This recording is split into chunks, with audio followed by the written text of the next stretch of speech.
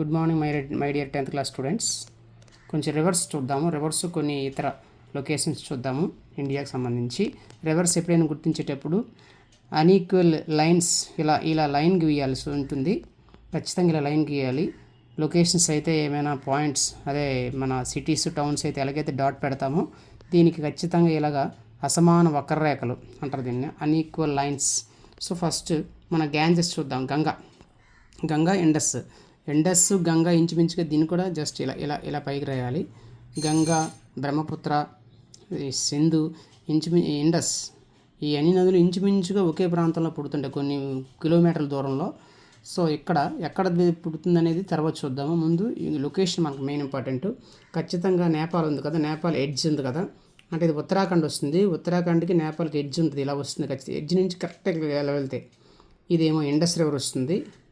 అలాగే దానికి ఇంచుమించు ఇక్కడ ఇలా గీస్తూ ఉండాలి. ఇది గ్యాంజెస్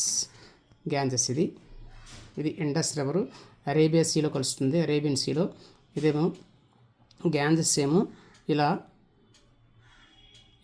అంటే ఇక్కడికి వచ్చిన తర్వాత, వెస్ట్ బెంగాల్కి వచ్చిన తర్వాత రెండు పార్టిషన్ చెందుతుంది. ఇదేమో హుగ్లీ రివర్ గాను, ఇదేమో పద్మా రివర్గా బంగ్లాదేశ్లో పోతుంది. సో దీని అంతటిని కలిపి గంగా అంటారు, లేదా గ్యాంజెస్ అని కూడా అంటారు. గంగా గుర్తుంచుకోండి. కరెక్ట్గా ఈ ఎడ్జ్ ఇది ఇక్కడ వస్తుంది. ఇదే సుందర్బన్ డెల్టా అని కూడా అంటారు వెస్ట్ బెంగాల్లో, చాలా ఇంపార్టెంట్ డెల్టా అది. సో ఇది ఖచ్చితంగా ఇలా గీతలు గీయబడాలి. చాలా అబ్జర్వ్ చేసి అదే రకంగా గీయడానికి ప్రయత్నం చేయండి. తర్వాత మహానది అని ఒరిస్సాలో ఉంది. మహానది ఒరిస్సా, ఇదిగోండి మహానది ఒరిస్సా. సో ఖచ్చితంగా మనకి ఇది చిల్కా లేక్ తీసుకుంటే, ఒరిస్సాలో చిల్కా లేక్ ఉప్పునీటి సరస్సు ఉంది కదా, సాల్ట్ వాటర్ లేక్. సో దీనికి కొంచెం పైన మాట.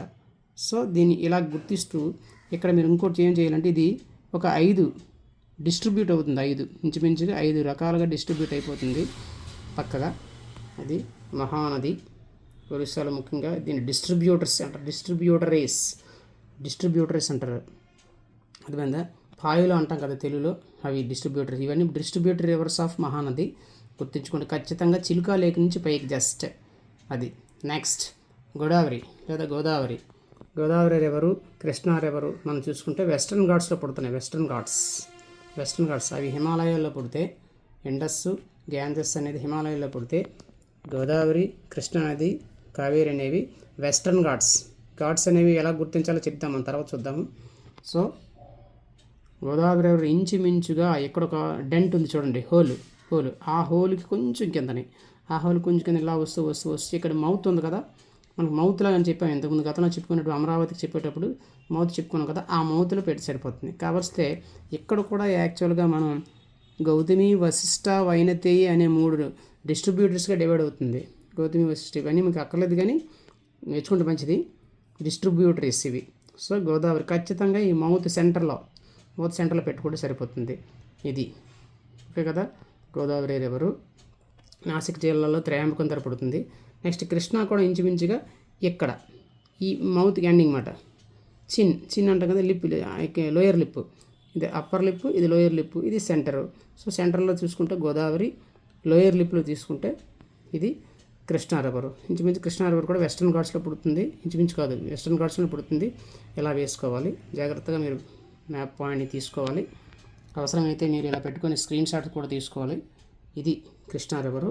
యాక్చువల్గా కింది నుంచి ఇలా వస్తూ తుంగభద్ర రివర్ వచ్చి కృష్ణాలో కలుస్తుంది.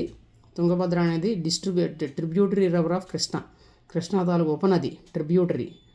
ఒక పెద్ద నదిలో కలిసే చిన్న నదులని ఆ పెద్ద నదికి ట్రిబ్యూటరీ రివర్స్ అంటారు. ఆ పెద్ద నది విడిపోతుంది కదా రకరకాలుగా, దాన్ని డిస్ట్రిబ్యూటరీ రివర్స్ అంటారు. నెక్స్ట్ కావేరి కూడా అంతే. కావేరి జాగ్రత్త తీసుకుంటే జస్ట్ ఈ స్ట్రైట్ నుంచి జస్ట్ ఇక్కడ బెండ్ అవుతుంది, ఇక్కడ జస్ట్ బెండ్ అవుతుంది కదా, అది అక్కడి నుంచి తీసుకోవాలన్నమాట. అలా అంటే మీరు ఎండింగ్ ప్లేస్ మాట. అంటే ఇలా వస్తుందంటే ఇందులో కలుస్తుంది, బే ఆఫ్ బెంగాల్లో కలుస్తున్నాయి ఇవన్నీ కూడా. South Indian reverse maximum peninsular reverse అంటారు. హిమాలయన్ రివర్స్ పైవి, ఇవి పెనిన్సులర్ రివర్స్ మ్యాక్సిమం అంటే నర్మదా, తపతి తప్ప గోదావరి, కృష్ణా, కావేరి, పెన్నా ఇవన్నీ కూడా వెస్ట్రన్ ఘాట్స్లో పుట్టి బే ఆఫ్ బెంగాల్లో కలుస్తాయి, డ్రైన్ అవుతాయి. అది గుర్తుంచుకోవాలి. కావేరి ఇది. Next Krishna, Kaveri. Next Thar desert, ఇంకో లొకేషన్. థార్ డిజర్ట్ నదులు కాకుండా థార్ డిజర్ట్ థార్ డెజర్ట్ నేర్చుకునేటప్పుడు ఆరావళి మౌంటైన్స్ కూడా నేర్చుకోవాలి. ఆరావళి హిల్స్ లేదా ఆరావళి మౌంటైన్స్ కూడా నచ్చు. కొన్ని సందర్భాల్లో 900 మీటర్స్ కంటే ఎక్కువ హైట్ ఉంటే అది మౌంటైన్, 900 మీటర్స్ కంటే తక్కువ హైట్ ఉంటే అది హిల్ అవుతుంది లేదా ఘాట్స్ అని కూడా అంటారు. సో కొన్ని సందర్భాల్లో కొన్ని ఏరియాస్లో అది 900 మీటర్స్ దాటింది కాబట్టి సమ్ కేసెస్లో ఆరావళి మౌంటైన్స్ అంటారు లేదా ఆరావళి హిల్స్ అనొచ్చు. ఇదిగో ఇక్కడ ఇది జస్ట్ ఈ ఎడ్జ్ నుంచి ఇలా తీసుకుంటే జస్ట్ ఇక్కడ ఇలా మౌంటైన్స్ గుర్తించేటప్పుడు లేదా హిల్స్ గుర్తించేటప్పుడు ఇలా ట్రయాంగిల్ షేప్స్లో కంటిన్యూ ట్రయాంగిల్ షేప్లో రాయాలి. జస్ట్ గుర్తుంచుకోండి. ఇక్కడ నుంచి కొంచెం ముందుకి ఇది ఆరావళి మౌంటైన్స్. ఇవి ఆరావళి మౌంటైన్స్ కాదు, ఇది దాని కింద రాశాను గుర్తుంచుకోండి. ఆరావళి హిల్స్ లేదా ఆరావళి మౌంటైన్స్. ఆరావళి మౌంటైన్స్కి వెస్ట్ వార్డ్లో థార్ డెజర్ట్ ఉంది. ఇగో ఈ షేడ్ చేశాను కదా, థార్ డిజార్ట్ షేడ్ చేసేటప్పుడు షేడ్ చేసేటప్పుడు ఇలా షేడ్ చేయాలి. సో ఇదంతా కూడా అంటే పాకిస్తాన్లో కూడా ఈ డిజార్ట్ ఉంది. ఇండియన్ డిజార్ట్ అని కూడా అంటారు. థార్ డిజార్ట్ని ఇండియన్ డిజార్ట్ అని కూడా అంటారు. అసలు యాక్చువల్గా థార్ డిజార్ట్ ఇక్కడ ఏర్పడడానికి కారణం ఆరావళి మౌంటైన్సే.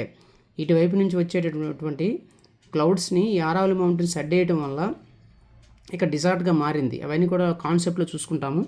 థార్ డిజార్ట్ ఇది ఆరావళి మౌంటైన్స్ ఇది గుర్తుంచుకోండి. దీంతో పాటుగా ఇక్కడ జాగ్రత్తగా వస్తే మనకి ఇండియా లొకేషన్స్లో ఇవి అండమాన్ నికోబార్ ఐలాండ్స్. అండమాన్ నికోబార్ అని రాసిన సరిపోతుంది. ఐలాండ్స్ కూడా రాసి సరిపోతుంది. ఇవన్నీ కూడా 600కు పైగా దీవులు ఉంటాయి. ఇవి కూడా భారతదేశ భూభాగంలోనివే. అండమాన్ నికోబార్ ఐలాండ్స్ ఇలా రాసుకోవాలి, అది ఎలా రాసినా పర్వాలేదు. అండమాన్ నికోబార్ ఐలాండ్స్. అలాగే భారతదేశానికి చెందిన లక్షద్వీప్స్ ఇవి చుక్కలు ఉన్నాయి కదా, అలా పైనుంచి అలా రాసేయచ్చు. నెక్స్ట్ దాంతోపాటుగా ఇంకొక 2 సీస్.